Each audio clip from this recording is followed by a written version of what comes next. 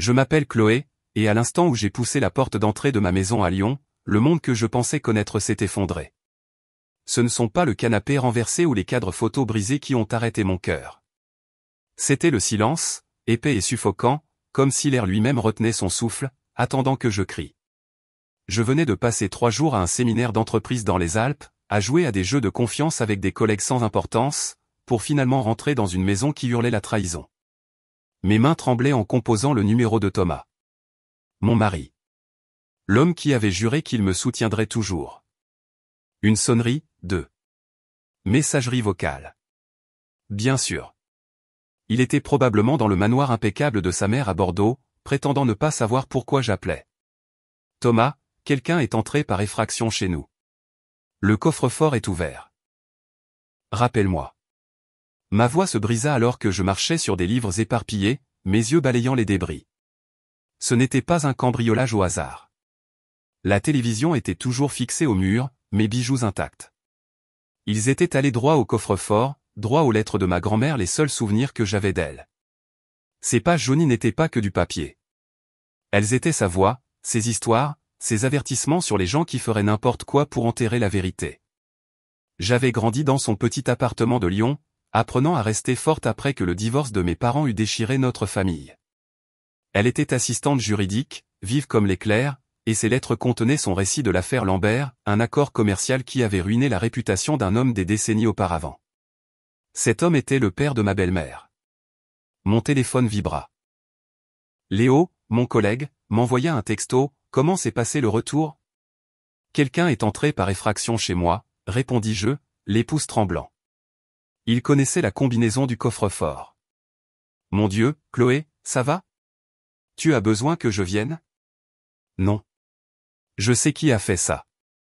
Je donnai un coup de pied dans un magazine de voyage qui traînait par terre. Les empreintes d'Hélène étaient partout sur ce désastre. Ma belle-mère convoitait ces lettres depuis des mois, depuis qu'elle m'avait entendu les mentionner lors d'un dîner de famille. Elle croyait qu'elle prouvait que ma grand-mère avait trompé son père dans cet accord, une tache sur son image parfaite de mondaine de Bordeaux qu'elle ne pouvait tolérer. J'atteignis la cuisine, où les placards béaient, leur contenu déversé comme des secrets. C'était personnel, un message gravé dans ma maison, tu n'appartiens pas à notre famille. Je m'affaissai sur un tabouret, l'esprit en ébullition. Hélène m'avait toujours détesté. Depuis le jour où Thomas m'avait amené dans son domaine de Bordeaux, ses yeux étaient froids tandis qu'elle me jaugeait. Elle avait bâti un empire caritatif pour asseoir son statut, mais sous cet aplomb se cachait une femme terrifiée à l'idée que le passé de sa famille soit révélé. Et Thomas, il avait toujours été son fils prodige, façonné par des années de contrôle, trop faible pour lui tenir tête. Je l'avais vu à notre mariage quand elle m'avait murmuré que je ne serais jamais assez bien. Maintenant, cette violation me semblait être son ultime manœuvre pour le prouver. Mon téléphone vibra de nouveau. « Thomas, où es-tu » demandai-je, la voix sèche. « Chez maman. »« Écoute, Chloé, je peux tout expliquer. »« Tu lui as donné une clé ?» Le silence s'étira, lourd comme la vérité. Elle a dit qu'elle voulait juste chercher de vieilles photos pendant ton absence. Je n'ai pas réfléchi. Tu n'as pas réfléchi. Je froissai un reçu dans mon poing que j'avais trouvé dans les débris. Un achat dans une quincaillerie pour un double de clés, daté de plusieurs jours. Ces lettres étaient tout ce que j'avais de ma grand-mère, Thomas. La seule chose qui était à moi. On pourra parler quand je rentrerai. Non. Les mots fendirent l'air. Nous allons parler maintenant. J'arrive à Bordeaux. Dis à Hélène de se préparer. Je raccrochai, le cœur battant d'une émotion plus vive que la colère. La détermination. Ils pensaient pouvoir me briser, me faire plier à leur volonté comme tous les autres dans leur orbite. Mais ils avaient oublié à qui ils avaient affaire. Ma grand-mère m'avait appris à protéger ce qui compte, à me battre avec intelligence, pas seulement avec fureur. En attrapant mes clés, je sus qu'il ne s'agissait plus seulement de lettres. Il s'agissait de reprendre ma vie en main. Je me garai dans l'allée du manoir d'Hélène à Bordeaux. Sa pelouse manucurée et ses fenêtres étincelantes contrastaient vivement avec le chaos de ma maison de Lyon. Tout ici était soigneusement agencé, des photos de famille polies qui ornaient ses murs à la façon dont elle versait le thé avec un sourire qui n'atteignait jamais ses yeux.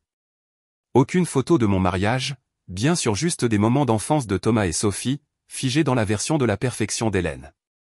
Je serrai le reçu de la quincaillerie, ma preuve, en lui faisant face dans son salon immaculé. Je ne vois absolument pas de quoi tu parles, dit Hélène, sa voix mielleuse en me tendant une tasse de thé. Thomas m'a donné la permission de chercher de vieux albums de famille pendant ton absence. Rien de plus. Sophie était assise à côté d'elle, les bras croisés, son annulaire nu rappelant son récent divorce. Tu exagères, Chloé. Comme d'habitude. Je posai le reçu sur la table basse, observant les ongles parfaitement manucurés d'Hélène tressaillir. C'est drôle comme tu avais besoin d'un double de clé il y a quelques jours. Tu anticipais? Thomas s'agita, ses yeux passant de l'une à l'autre. Peut-être qu'on devrait tous se calmer. Me calmer? Mon rire fut cassant. Comme lorsque tu as fouillé dans mon téléphone à Noël dernier, Hélène? Ou quand tu es arrivé à l'improviste à mon bureau pour prendre de mes nouvelles? Je me penchai en avant, croisant son regard. Tu cherches les lettres de ma grand-mère depuis des mois. Tu penses qu'elle prouve qu'elle a trompé ton père dans l'affaire Lambert, n'est-ce pas? Cet accord qui lui a coûté sa réputation. Le sourire d'Hélène se crispa. Je ne fais que veiller aux intérêts de mon fils. Tes intérêts? Lançai-je sèchement. Tu ne supportes pas que Thomas ait épousé quelqu'un qui ne se pliera pas à ta volonté. Sophie se pencha en avant, les yeux brillants. Mère avait raison à ton sujet. Toujours à cacher des choses dans ce coffre-fort, à garder des secrets. Ces lettres appartiennent à notre famille. Elles sont à moi, dis-je en me levant. Et vous savez ce qui est drôle? Ce ne sont même pas les originaux. Juste des copies que j'ai gardées comme leurs. La tasse de thé d'Hélène tressauta contre sa soucoupe, son sang-froid l'abandonnant une fraction de seconde. Les vrais sont en sécurité, là où vous ne les toucherez jamais. Tu mens, siffla-t-elle. Vraiment? Je sortis mon téléphone, le pouce planant au-dessus du bouton d'enregistrement. J'imagine que vous devrez vous poser la question, ainsi que sur tout ce que j'ai pu cacher d'autre. Je me tournai vers Thomas, son silence plus assourdissant que n'importe quel mot. Tu rentres à la maison ou tu restes ici? Il regarda sa mère, puis moi, toujours déchiré. Peut-être qu'on a tous besoin d'espace. Mauvaise réponse. Je me dirigeai vers la porte, m'arrêtant pour regarder Hélène. C'est toi qui as commencé, mais c'est moi qui vais y mettre un terme. Ses yeux me brûlaient, mais j'y vis quelque chose de nouveau, de l'incertitude. Elle n'était pas aussi intouchable qu'elle le pensait. Dans ma voiture, j'appelai Léo. Ils ont mordu à l'hameçon, dis-je, la voix stable malgré l'adrénaline. Hélène a pratiquement tout avoué. C'était si grave que ça, demanda-t-il. Assez grave. Mais j'ai besoin de ton aide. Le système de sécurité que tu as installé à ton chalet, celui avec les caméras cachées, peux-tu l'installer chez moi? Tu es sûr de vouloir faire ça, Chloé? J'en ai fini de jouer en défense. Ils veulent s'en prendre à moi? Prenons-les en flagrant délit. Alors que je retournais à Lyon, le manoir d'Hélène s'estompant dans mon rétroviseur, je sentis la force de ma grand-mère en moi. Elle avait affronté des tyrans comme Hélène et avait gagné, non pas avec de la colère, mais avec de la ruse. Je ne me battais plus seulement pour des lettres. Je me battais pour la vie que je méritais. Le café en face du salon de coiffure préféré d'Hélène à Bordeaux n'était pas mon lieu de prédilection, mais il m'offrait une vue imprenable sur son monde. Je surveillais depuis des heures, mon ordinateur portable ouvert sur des courriels que je ne lisais pas, quand Léo s'assit en face de moi, me tendant un café. Les caméras sont installées, dit-il. Détecteur de mouvement, vision nocturne, tout est retransmis sur ton téléphone. Tu es sûr de toi? Je fis un signe de tête vers la vitrine du salon où Hélène et Sophie étaient assises, leur manucure brillant sous les lumières. Écoute. Je lançai un enregistrement provenant du micro que j'avais glissé dans le sac d'Hélène lors de notre confrontation. Sa voix résonna, nette et claire. Il nous faut ces lettres originales. Ce coffre-fort doit être à sa banque en centre-ville. La voix de Sophie suivit. Thomas dit qu'elle a vérifié leur compte, elle prépare probablement le divorce pour tout lui prendre. Il faudra me passer sur le corps, lança Hélène. Je n'ai pas bâti le nom de cette famille pour la laisser tout gâcher. Nous retournons chez elle demain pendant qu'elle est au travail. Il doit y avoir quelque chose que nous pouvons utiliser. J'arrêtai l'enregistrement, croisant l'expression sombre de Léo. Tu me trouves toujours paranoïaque? On devrait aller à la police, dit-il. Et leur dire quoi? Que ma belle-mère prépare un autre cambriolage? Ils diront que c'est une affaire de famille. J'enroulai mes mains autour de la tasse chaude, le café me ramenant à la réalité. Je veux plus que simplement le s'arrêter. Je veux qu'il subisse les conséquences. Mon téléphone vibra. Encore Thomas. Je refusai l'appel. Il est chez eux, dis-je, probablement en train de comploter avec elle, essayant de savoir où sont les originaux. Ou peut-être qu'il s'inquiète pour toi, suggéra Léo. Alors il aurait dû s'inquiéter avant de leur donner une clé. Le café devint amer dans ma bouche. Avant de les choisir à ma place, encore une fois. Hélène et Sophie sortirent du salon, leur rire traversant la rue. Hélène s'arrêta, son regard se fixant sur la vitrine du café. Mon souffle se coupa. Elle savait que je la regardais. Ses lèvres s'étirèrent en ce sourire suffisant que j'avais appris à haïr. Il est temps d'y aller, dis-je en me levant. Elles seront chez moi demain, à 10 heures du matin, leur programme habituel. C'est là qu'on les coincera. Léo haussa un sourcil. Je croyais que tu voulais faire ça seul. C'était le cas. Mes mains tremblaient en rassemblant mes affaires. Mais je ne peux plus les affronter seul. J'ai besoin de quelqu'un à mes côtés. Toujours. Il toucha mon bras, sa chaleur me stabilisant. Promets-moi juste de ne pas te laisser consumer par ça. J'ai vu ce que la vengeance peut faire. Ce n'est pas de la vengeance, dis-je, me souvenant du regard froid d'Hélène à mon mariage, de son avertissement murmuré que je n'appartiendrai jamais. C'est la justice. Et peut-être une façon de sauver Thomas, even if edo esnteo antit. Mon téléphone vibra. Un texto d'un numéro inconnu. J'ai trouvé quelque chose dans les archives de l'ancien cabinet d'avocat de votre grand-mère. Demain, midi, place de la Bourse. Venez seul. Ou Thomas apprendra tout sur l'affaire Lambert. Mon sang se glaça. L'affaire Lambert, le plus grand regret de ma grand-mère, le secret qu'elle avait enterré. Le père d'Hélène avait falsifié des documents dans un accord commercial, et ma grand-mère l'avait dénoncé, ce qui lui avait coûté sa carrière. Hélène avait passé sa vie à reconstruire cette réputation, et maintenant elle l'utilisait comme une arme contre moi. Rien, mentis-je à Léo, forçant un sourire. Juste des trucs du travail. Je dois me préparer pour demain. Mais en rentrant chez moi, les mots d'Hélène le jour de mon mariage résonnaient. Tu ne seras jamais assez bien pour cette famille. Demain, j'allais découvrir jusqu'où elle était prête à aller pour le prouver. L'écran de mon ordinateur portable brillait dans la pénombre de ma voiture, garée en face de ma maison de Lyon. Le flux de sécurité montrait chaque angle, porte d'entrée, porte arrière, même le sentier du jardin qu'Hélène critiquait toujours pour être trop sauvage. 10 minutes avant son invasion habituelle du jeudi matin. Léo était assis à côté de moi, sa présence calme étant la seule chose qui me maintenait ancré. Tu n'es pas obligé de regarder, dit-il. Les caméras enregistreront tout.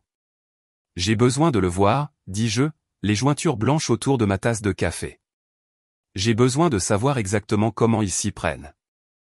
À l'heure prévue, la Peugeot d'Hélène arriva. Elle sortit, impeccable comme toujours, suivie de Sophie. Puis une troisième porte s'ouvrit. Thomas. Ma tasse se plia dans ma main. Il les aide, murmurai-je. Une quatrième silhouette émergea, portant une mallette. C'est Vincent Garnier, dit Léo. L'avocat d'Hélène. Je l'ai vu à ces galas de charité. Ils entrèrent dans ma maison, se déplaçant avec une familiarité étrange. Je changeai de vue de caméra, leur voix claire grâce au micro caché. Le bureau, ordonna Hélène. Ces dossiers Lambert doivent être ici. Mère, elle a dit qu'elle me les avait donnés, protesta Thomas, sa voix faible. Des copies, évidemment, rétorqua Hélène. Tu penses que ta femme abandonnerait son moyen de pression? Fouillez tout. Je l'ai regardé saccager à nouveau ma maison, Sophie souriant narquoisement en balayant des livres des étagères, les mains de Thomas tremblant en ouvrant les tiroirs, le masque d'Hélène tombant pour révéler un désespoir brut. Le coffre-fort, dit soudain Vincent. Avez-vous vérifié derrière? Mon souffle se coupa. Le coffre-fort mural était un leurre connu de tous. Mais derrière se trouvait un compartiment caché, installé par l'ancien propriétaire, où j'avais caché des preuves de la fraude caritative d'Hélène, des documents que j'avais rassemblés au fil des années en observant ces transactions douteuses. Il n'y a rien derrière, dit Thomas trop vite. Les yeux d'Hélène se plissèrent. Déplace-le, Thomas. Déplace-le. Sa voix se cassa. Il s'avança, puis s'arrêta. Non. Qu'est-ce que tu as dit? Hélène se tourna vers lui. J'ai dit non. Ça s'arrête maintenant. On s'en va. Sa voix se fit plus forte, mais il était trop tard. Je me tins dans l'encadrement de la porte, le téléphone en train d'enregistrer. Effraction. Destruction de biens. Complot. Ils se figèrent. Hélène sourit, d'un calme glacial. Timing parfait, ma chère. Nous discutions justement de l'affaire Lambert. Tu as fait une erreur, Hélène, dis-je en m'approchant, Léo derrière moi. Tu es devenue désespérée. L'affaire Lambert ne concernait pas un mauvais accord, n'est-ce pas? Elle concernait ce que tu as fait. Son sourire vacilla. Les vrais documents ne sont pas derrière ce coffre-fort. Ils sont chez le procureur, avec la preuve que tu as détourné des millions de ta fondation. La pièce explosa. Hélène se jeta sur Vincent. Sophie cria. Thomas resta figé.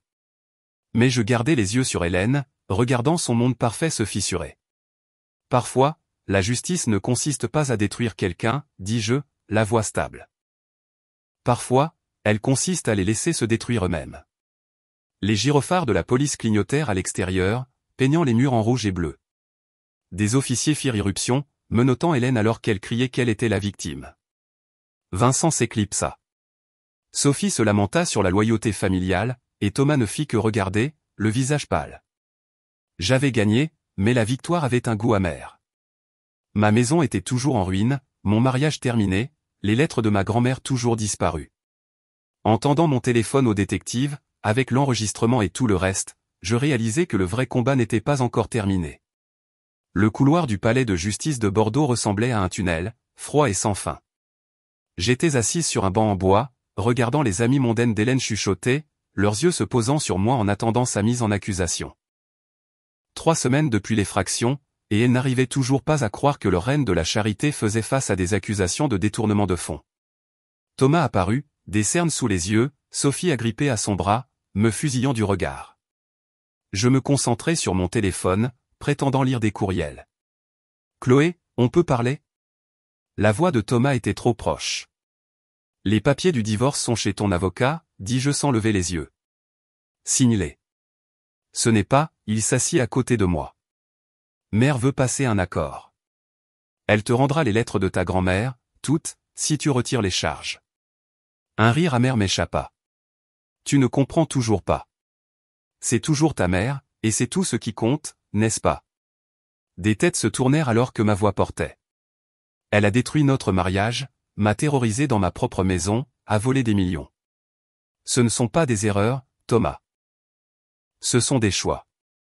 Les portes du tribunal s'ouvrirent brusquement. Léo entra en courant, tenant une enveloppe Kraft.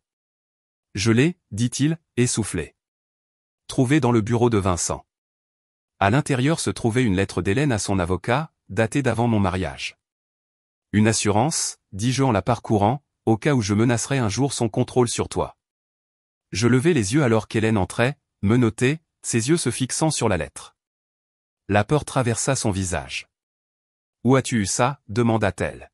« Ton avocat n'est pas aussi loyal que tu le pensais. » Je brandis la lettre. « Tu as tout planifié le harcèlement, les effractions pour me faire passer pour instable. Mais maintenant, tout le monde saura qui tu es vraiment. » Espèce d'ingrate, elle se jeta en avant, mais les officiers la retinrent. « Mère, arrête. » Thomas se plaça entre nous. « Elle ne t'a jamais aimé comme moi, » cracha Hélène. « Non, dis-je. Je l'aimais assez pour le laisser choisir. Tu l'aimais assez pour t'assurer qu'il ne le pourrait jamais. » Les chuchotements s'intensifièrent, ses amis regardant leur matriarche s'effondrer. Sophie recula, voyant enfin la vérité. La mise en accusation commença. Je tendis la lettre au procureur, puis me tournai vers Thomas. « Je t'ai vraiment aimé, dis-je. Mais l'amour ne devrait pas faire aussi mal. Adieu. » Je m'éloignai, laissant le monde d'Hélène en ruine. Dehors, l'air de Bordeaux était vif. Léo me rattrapa. « Ça va ?» ?»« Non, » dis-je en regardant les feuilles s'éparpiller sur la place de la Bourse. « Mais ça ira. » Les mots de ma grand-mère résonnaient, parfois, gagner signifie s'en aller. J'avais refusé de jouer au jeu d'Hélène, et c'était ma victoire. Des mois plus tard, la dernière boîte de mon ancienne vie était toujours fermée dans mon nouvel appartement de Lyon. Les lumières du centre-ville scintillaient à l'extérieur, bien loin des ombres de la banlieue que j'avais laissée. Mon téléphone vibra, Léo m'envoyait un texto concernant la condamnation d'Hélène. 5 ans pour détournement de fonds. Sa réputation en morceaux. On frappa à la porte. 3 coups rapides, un lent. Thomas se tenait là, tenant les lettres de ma grand-mère. Je les ai trouvées dans le bureau de mère, dit-il en me les tendant comme une trêve. Elles t'ont toujours appartenu. Je les pris, mes doigts caressant le cuir usé. Comment va-t-elle? En colère. Amère. Sophie suit une thérapie, elle commence à voir les choses différemment. Et moi? Il jeta un coup d'œil à mon chevalet, où une toile brillait de touches rouges et dorées. J'apprends à être autonome. Il me tendit une enveloppe, les papiers du divorce signés et une coupure de journal sur une jeune Hélène, désespérée de faire ses preuves dans les cercles d'élite de Bordeaux. Elle a toujours eu peur d'être démasquée, dit-il. Je ne l'excuse pas, mais je comprends maintenant. Comprendre ne rend pas la chose acceptable, dis-je. Je sais. C'est pour ça que tu as gagné. Il se tourna pour partir, puis s'arrêta. La peinture. Elle est magnifique. Après son départ, j'ouvris les lettres. Les mots de ma grand-mère se déversèrent, certaines personnes essaieront d'éteindre ta lumière parce qu'elles craignent leur propre obscurité. Ton pouvoir réside dans le fait de briller plus fort. Je pris mon pinceau, ajoutant du bleu à la toile. Je n'avais pas voulu la vengeance, réalisais-je, juste la liberté. Mon téléphone vibra, Léo m'invitait à dîner. Pas un rendez-vous, mais un pas vers quelque chose de nouveau. Les lumières de la ville dansaient sur ma toile, les ombres se transformant en possibilités. Je n'étais plus la femme qu'Hélène avait essayé de briser. J'étais Chloé, peignant ma propre histoire, enfin libre. À tous ceux qui regardent, merci de m'avoir suivi dans cette aventure. Votre soutien signifie tout. C'est un rappel que nous avons tous la force de nous éloigner de ce qui nous fait du mal et de trouver notre propre lumière. Continuez de briller, car vous le valez bien.